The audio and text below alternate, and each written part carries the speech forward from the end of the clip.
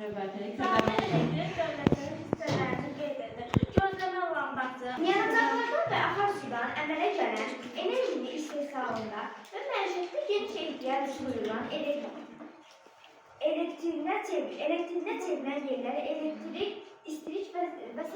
adlanır. Mingəçevir su, Şirvan elektrik stansiyası. Sadə elektrik dövrəsinin hissələrini qeyd edir. 1. Cərəyan mənbəyi, 2. Közəlmə lambası, 3. Açar, 4. Naqillər. Açar, körəmə lambası, naqillər. nə mənbələri? Mənbələri açar, körəmə lambası, naqillər. Sadə elektrik dövrəsinin hissələrini qeyd edin. 1. Ceyran mənbəyi.